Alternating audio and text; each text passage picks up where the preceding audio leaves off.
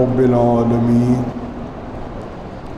والصلاة والسلام على خير خلقه سيدنا ومولانا محمد وآله وأصحابه أجمعين أما بعد۔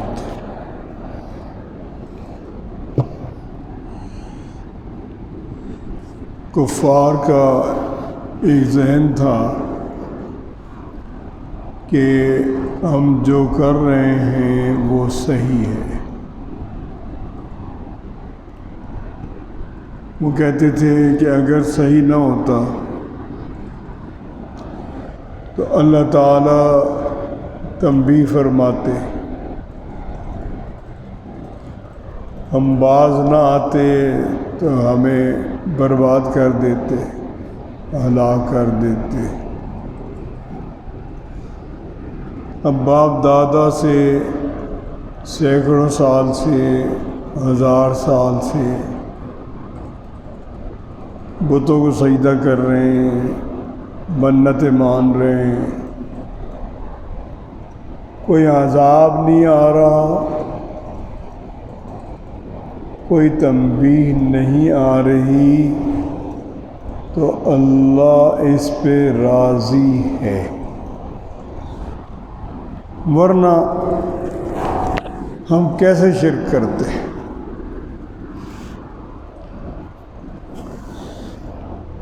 تو اللہ تعالیٰ کے بارے میں اس طرح کی عقلی چیزیں، تصوراتی چیزیں، اٹکل کی چیزیں بیان کرتے تھے۔ قسمیں کھاتے تھے کہ قیامت نہیں آنی، اور اگر قیامت آنی ہے اور ان ہڈیوں میں جان پڑنی ہے تو پھر ہڈیاں لے کر آتے تھے قبرستان سے، کہتے تھے کہ ان میں جان ڈالیں۔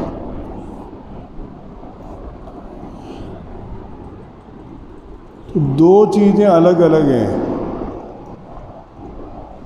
یہ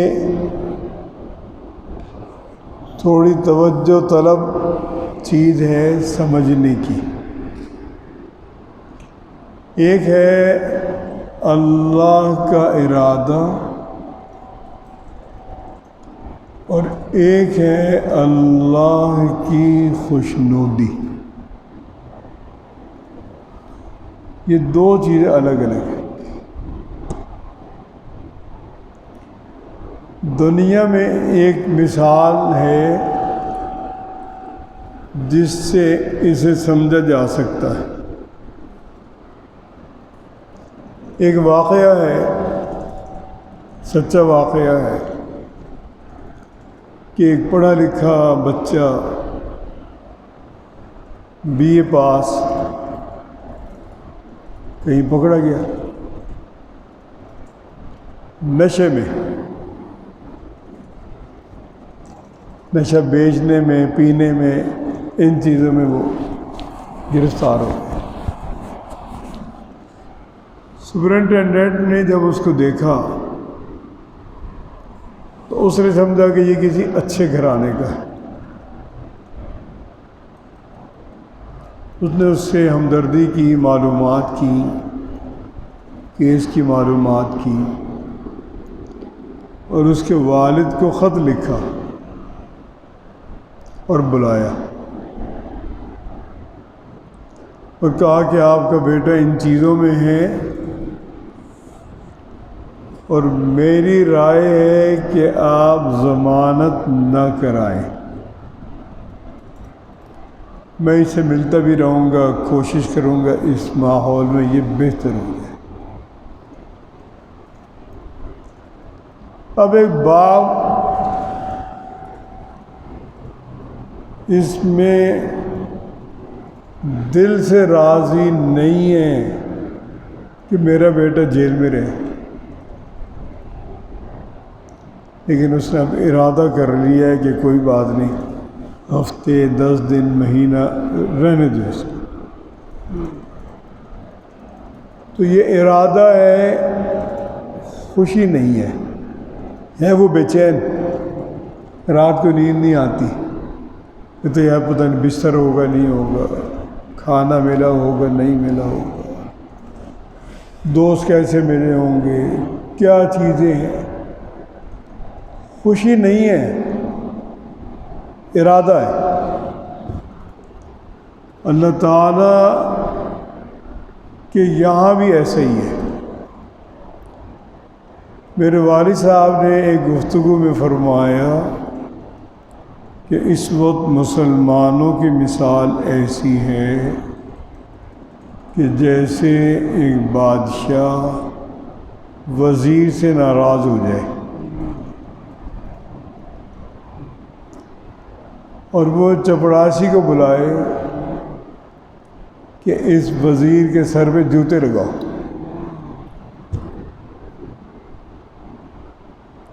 تو اللہ تعالیٰ جوتے تو لگوا رہے ہیں کیونکہ ہمارے اعمال ایسے ہی ہیں اور ہماری شیطانی بڑھ رہی ہے۔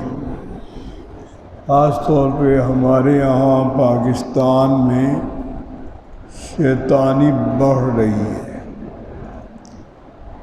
اب بے چینی بھی بڑھ رہی ہے، بے روزگاری بھی بڑھ رہی ہے، مہنگائی بھی بڑھ رہی ہے۔ سب اللہ کے ارادے سے ہے، اللہ کی رضا سے نہیں ہے۔ اللہ کی رضا اسی میں ہے کہ ہم انسان بنیں، اللہ کے بندے بنیں، دنیا پہ حکمرانی کریں۔ مسلمان اس لیے نہیں مسلمان تھے کہ وہ غلامی کریں، مسلمان سپر پاور رہے اور اتنا عرصہ دنیا کی کوئی قوم سپر پاور نہیں رہی جتنا مسلمان رہے۔ مثلاً آپ غور کریں، پرتگیزیوں کا دور آیا، پرتگال کا 17ویں صدی میں آیا اور ایک صدی نہیں چل سکا۔ برطانوی اقتدار آیا، 18ویں صدی میں آیا، 20ویں صدی میں وہ ایسے ختم ہوئے کہ ابھی تک نہیں سنبھل سکے۔ ابھی تک یورپ ان کو پسماندہ قوم کہتا ہے۔ جو سن 39 سے 44 تک جنگ عظیم دوم ہوئی، مزمحل ہو گئے۔ لیکن مسلمان 1200 برس سپر پاور رہے۔ بنو امیہ کے دور میں سپر پاور، بنو عباس کے دور میں سپر پاور۔ بنو عباس کے دور کے اختتام ہوا تو لگتا تھا کہ اب اسلام نہیں بچے گا، اسلامی سلطنت دنیا میں ختم ہو گئی۔ اللہ نے انہی کو، ترکوں کو مسلمان کر دیا۔ پھر 600 برس ان کا اقتدار رہا۔ مولانا ابوالکلام آزاد نے لکھا ہے کہ انگریز کبھی ترکوں کو معاف نہیں کرے گا، کیونکہ ترکوں نے 500 سال یورپ کو اپنی تلوار کے نیچے رکھا ہے، اور ایسی عمدہ حکمت عملی رکھی کہ کوئی جنگ کسی اسلامی ملک میں نہیں ہوئی۔ باہر جنگ ہوتی تھی، جو اب امریکہ چاہ رہا ہے کہ جنگیں ہوں لیکن امریکہ سے دور ہوں، پاکستان میں ہو جائے، چائنا میں ہو جائے، کہیں ہو، امریکہ میں نہ ہو۔ یہ ان کی تدبیر تھی۔ تو 1200 برس سپر پاور رہے۔ پھر عورت کے چکر میں پڑ گئے، شراب کے چکر میں پڑ گئے، اور اب جو ہمارا پاکستانیوں کا چکر ہے وہ رسہ گیری کا چکر آ گیا۔ پیسہ آئے جیسے آئے. بڑے بڑے معزز لوگ ہیں، دہاڑیاں لگا رہے ہیں، صلح کرا رہے ہیں، پیسے لے رہے ہیں. اور مجھے بڑی حیرانگی ہوئی تھی. ایک دفعہ میرے بہنوئی ہیں، ان کا ایک تنازع تھا ایک حویلی کا موچی گیٹ میں. تو ایک بہت معزز آدمی کے پاس وہ گئے. اس نے کہا یار یہ ہمارا معاملہ ہے اور یہ اوریجنل ہے، میں مالک ہوں اس کا. تو اس نے کہا ٹھیک ہے میں صلح کراؤں گا اور آپ میرے سیکرٹری سے ملے. سیکرٹری نے کہا کہ آپ کل آنے سے پہلے 10 لاکھ روپے جمع کرا دیں. اس نے کرنا کچھ نہیں تھا، اس کی شخصیت تھی، اس نے دونوں کو بلانا تھا، صلح کرانی تھی. تو یہ چیزیں اب ہم میں آ گئی. اب جو کچھ ہمارے ساتھ ہے وہ اللہ کا ارادہ ہے، رضا نہیں ہے. تو رضا کس میں ہے؟ رضا اللہ کا کہنا ماننے میں. جو جتنا کہنا مان لے، جو جس درجے کے تابعدار ہے اس درجے کی خوشنودی ملے گی. جس کے دل میں جس درجے کا ایمان ہے اتنی اس کو خوشنودی ملے گی. اور ایمان ایک چھپی ہوئی چیز ہے، نظر نہیں آتی. یہاں ایک شخص ہے جو ایک عام اعلیٰ تعلیم یافتہ ہیں، پیٹ کوٹ پہنتے ہیں، داڑھی منڈاتے ہیں. تو انہیں دل کی تکلیف ہو گئی. ڈاکٹر نے ان سے کہا کہ آپ کو نیند کی دوا لینی پڑے گی لازماً. اس نے کہا میں نہیں لوں گا، اس لیے کہ میں نے جماعت سے نماز شروع کی ہے. یہ جب میں دوا کھاتا ہوں فجر میں میری آنکھ نہیں کھلتی. اب دیکھنے میں وہ ایک عام آدمی، کوئی خاص مذہبی نہیں ہے، لیکن اس کے دل میں ایک قدر ہے.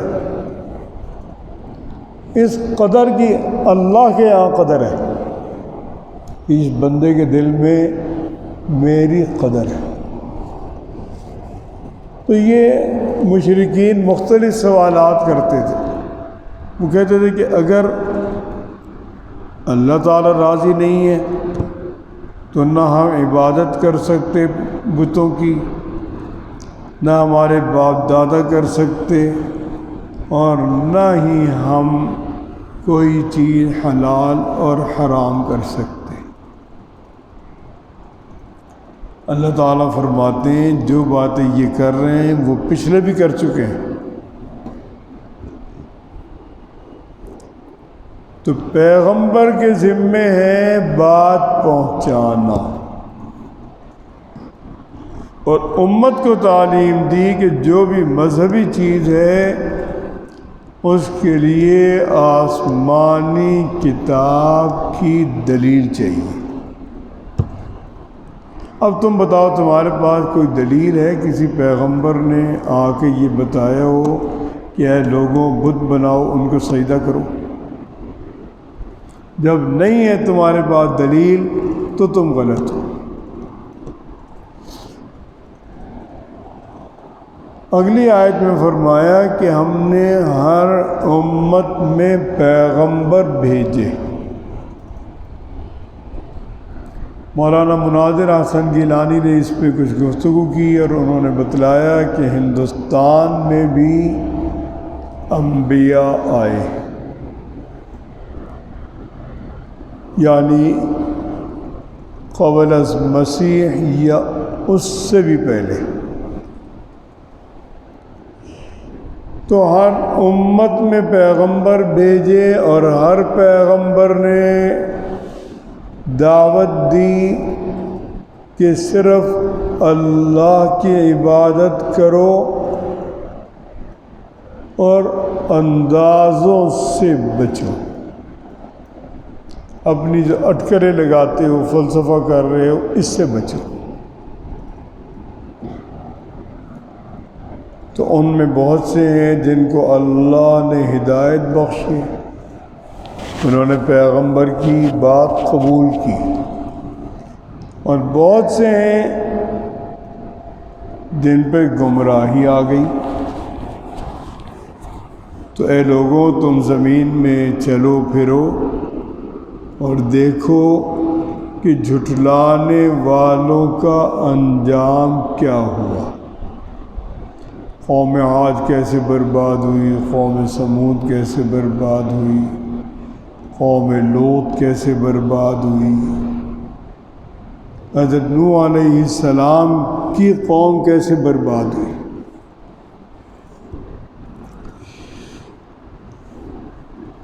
تو اب آپ غور کریں، زمین میں چلیں اور دیکھیں کہ جھٹلانے والوں کا انجام کیا ہوا. حضور اکرم صلی اللہ علیہ وسلم کو خطاب کیا حضور حق تعالی جل شانہ نے کہ اے پیغمبر صلی اللہ علیہ وسلم، اگر آپ حرص کریں گے کہ ان لوگوں کو ہدایت ہو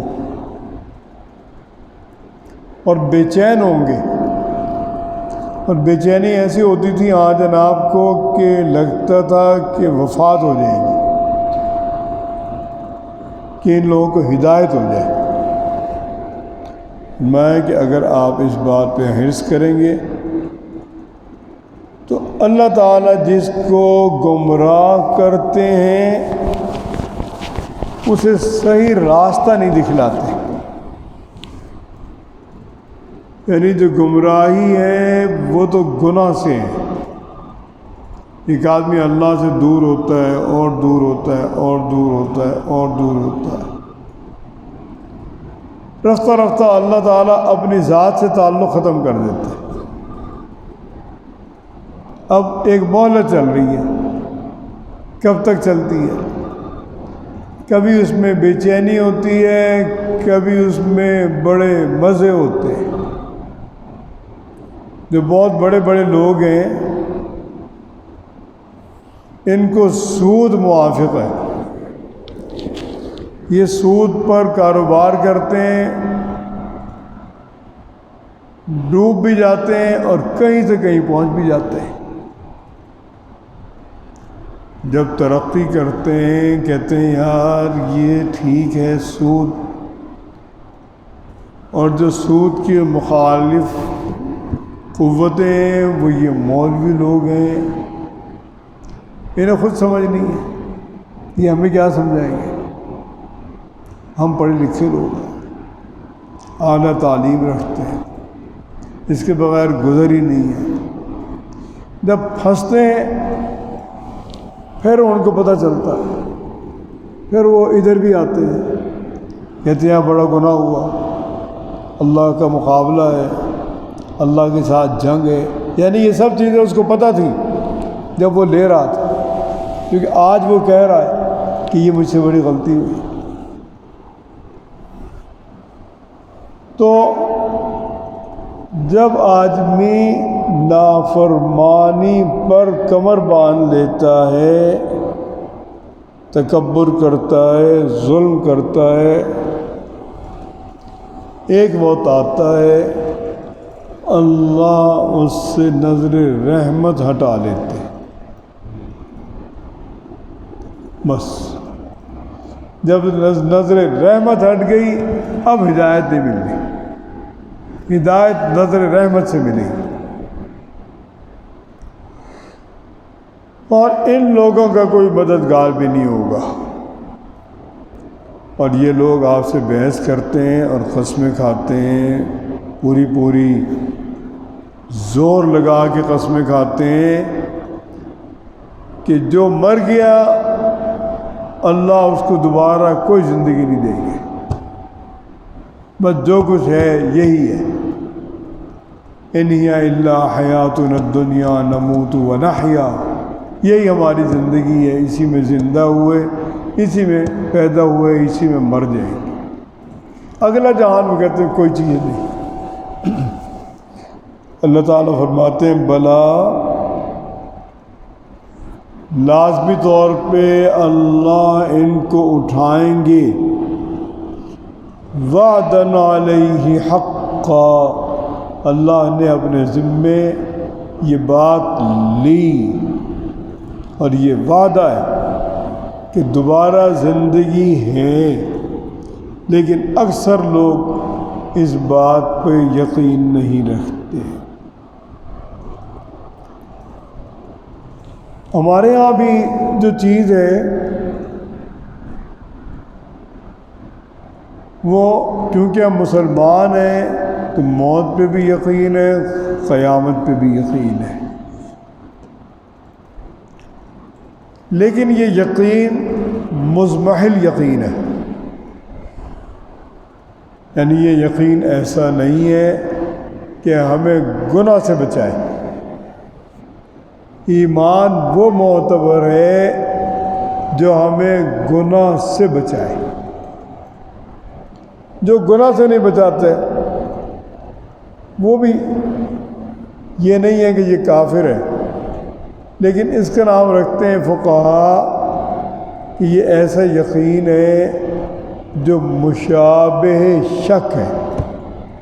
اس کا نام رکھا انہوں نے مشابہ شک، یعنی اس کا اثر اس کی زندگی میں نہیں پڑتا، جانتا یہ سب کچھ ہے، پڑھا لکھا ہے، لیکن نماز نہیں پڑھتا، روزہ نہیں رکھتا، حج نہیں کرتا، شراب پی رہا ہے، والعیاذ باللہ بدی کر رہا ہے، سود کھا رہا ہے، لوگوں کا مال کھا رہا ہے، لوگوں پہ ظلم کر رہا ہے، بلیک میل کر کے پیسہ کھا رہا ہے، تو کفر نہیں ہے، لیکن یہ آدمی اللہ کی نظر رحمت سے محروم ہے، اور ہو سکتا ہے کہ اس کی سرکشی اتنی بڑھے کہ اللہ تعالیٰ اس کو خاتمہ ایمان پر نہ دے، یہ ممکن ہے۔ اسی لیے ہر لمحے یہ فکر رکھنی چاہیے کہ اللہ تعالیٰ میرا خاتمہ ایمان پر فرمائے، وہ ہے اصل کنجی معیار۔ اگلا معاملہ ہمارے ساتھ کیا ہوگا وہ ہمارے خاتمے پر ہے۔ اللہ تعالیٰ فرماتے ہیں یہ میرے ذمہ وعدہ ہے، اکثر لوگ اس پہ یقین نہیں رکھتے، لیکن میں انہیں دوبارہ زندگی دوں گا تاکہ میں واضح کروں وہ سب چیزیں جس میں کہ یہاں جھگڑ رہے ہیں، اپنی گناہوں پر قائم ہیں، تو میں ان چیزوں کو واضح کروں، اور یہ کہ وہاں کافر یہ بات جان لے کہ وہ جھوٹ پر تھے، کیونکہ جب قیامت میں ایک داعی آواز دے گا، سور پھونکا جائے گا دوسرا، تو انسان زمین سے برآمد ہوں گے چونٹیوں کی طرح بے پناہ، اربوں خربوں جو بھی اس وقت تک ہوں گے۔ پھر ان کو ایک داعی آواز دے گا کہ ادھر آؤ، یعنی میدان حشر کی طرف چلے، تو مہطعین یہ تیزی کے ساتھ چل رہے ہوں گے، اور کافر اس دن یہ کہہ رہے ہوں گے کہ آج بڑا سخت دن ہے، کیونکہ ہم تو مانتے ہی نہیں تھے کہ قیامت آئے گی، یہ تو آ گئی، سر پر ہے، ہمارے سامنے ہے، دوڑے جا رہے ہیں، اب کیا ہوگا۔ اور اللہ تعالیٰ فرماتے ہیں کہ جب تم سوچتے ہو کہ کیسے دوبارہ پیدائش ہوگی، ایک جگہ تو قرآن پاک میں آیا کہ اللہ تعالیٰ کے لیے دوبارہ پیدا کرنا، نہیں حدیث پاک میں ہے کہ دوبارہ پیدا کرنا پہلی پیدائش سے زیادہ اہم نہیں ہے۔ جب غور کریں جو پہلی پیدائش ہے وہ تو ایک بیضے سے ہے جو نظر بھی نہیں آتا، یہ ایسا بیضہ، ایسا جرثومہ جسے دوربین سے دیکھا جا سکتا ہے، نظر نہیں آتا، اس سے پیدائش ہے۔ دنیا میں جتنے پھل پیدا ہو رہے ہیں، کہیں آپ نے کوئی سانچہ دیکھا کہ قدرت نے پہلے سانچہ بھیجا، پھر اس کی ساتھ پہ آم بنا، اس کے ساتھ پہ کدو بن گیا، اس کے ساتھ پہ کوئی بھی پھل، کوئی بھی سبزی بنی، کوئی سانچہ نہیں۔ ایک پھول پیدا ہوتا ہے، اس کے اندر سے ایک چیز پیدا ہوتی ہے بالکل معمولی، چنے کی دال، چنے کے دانے کے برابر، اور وہی تھوڑے دنوں میں بینگن بن جاتا ہے، تھوڑے دنوں میں وہ کدو بن جائے گا، تھوڑے دنوں میں آم بن جائے گا، کھجور بن جائے گی۔ کھجور کے خوشیاں اتنے بڑے بڑے سعودی عرب میں دیکھے، جیسے 20-20 کلو کھجور والے۔ کون سے سانچے تھے اس میں؟ اللہ کا ارادہ تھا، کوئی سانچہ نہیں۔ تو اللہ تعالیٰ فرماتے ہیں کہ میرا قول جب میں چاہوں کسی بھی چیز کو معرض وجود میں لانا تو بس اتنا ہے کہ میں کہوں کن فیکون، وہ ہو جائے۔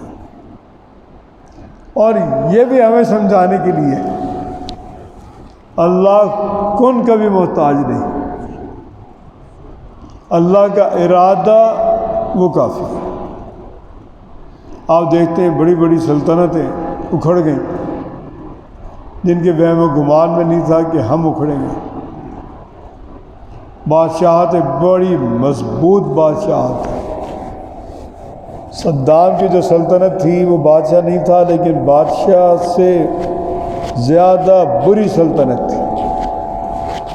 اس نے خود پاکستان سے ایک وفد گیا ہوا تھا، اس سے گفتگو میں کہا کہ میرے مخالف غسل خانے میں جا کے بھی میرے خلاف بات نہیں کر سکتا، میرا اتنا جبر ہے۔ اور شاہ ایران کی سلطنت تھی، دنیا کی مضبوط ترین سلطنت، اکھڑ گئی، پتہ نہیں چلا کہاں گیا، بھاگنا پڑ گیا اس کو، جو امریکہ کے مقابلے کی باتیں سوچ رہا تھا۔ تو اللہ کا ارادہ سب سے بڑی چیز ہے۔ یہاں کون بادشاہ آیا تھا اس کو مجھے نام یاد نہیں ہے، لیکن وہ وسطی ایشیا سے آیا تھا یہاں، غالباً اکبر کے ہی دادا پردادا۔ اس کو اس کے بھائیوں نے وہاں نکال دیا تھا سلطنت سے، وہ وہاں سے چلا وسطی ایشیا سے، اور راستے میں اس نے لکھا ایک جگہ مجھے بخار ہو گیا اور میں تنہا تھا، ساتھ ہی سردی تھی شدید، نہر تھی اوپر اس کے برف جمی ہوئی تھی۔ بادشاہ کا بیٹا تھا، عزم والا تھا، کہتے میں نے برف توڑی اور میں نیچے پانی میں چلا گیا اور میرا بخار اتر گیا، ٹھیک ہو گیا۔ وہاں سے چلا آگے، کچھ لوگ جاننے والے مل گئے، انہوں نے کہا کہ جس نے میرے ساتھ بھرتی ہونا ہے بھرتی ہو جائے، میرے پلے کچھ نہیں ہے، جب میری سلطنت قائم ہوگی سب کو اس کا حق دوں گا۔ چلتے چلاتے دلی کا بادشاہ بن گیا۔ یہ ارادہ ہے، کہاں سے چلا کہاں آ کے بادشاہ بنا۔ تو اللہ تعالیٰ فرماتے ہیں جب میرا ارادہ ہوتا ہے تو بس کن فیکون۔ جب ارادہ تھا دنیا میں ایک مرحلے سے پیدا کیا، جب ارادہ آخرت میں ہوگا وہاں کے مرحلے سے پیدا ہوگا، کیونکہ جب پہلا سور پھونکا جائے گا اس دنیا کی ہر جاندار چیز مر جائے گی، جب اگلا سور پھونکا جائے گا ہر انسان، ہر مکلف جس کا حساب کتاب ہونا ہے وہ زندہ ہو جائے گی، اور وہ ایک میدان میں جمع کر دی جائے گی اور وہاں اس کا حساب کتاب ہوگا۔ اللہ تعالیٰ نے قرآن پاک میں فرمایا کہ میں تمہیں دوبارہ پیدا کروں گا، وَهُوَ أَهْوَنُ عَلَيْهِ، وہ اللہ کے لیے زیادہ آسان ہے، سب کو میں جمع کر دوں گا۔ اللہ تعالی ہمیں اچھی توفیق نصیب فرمائے۔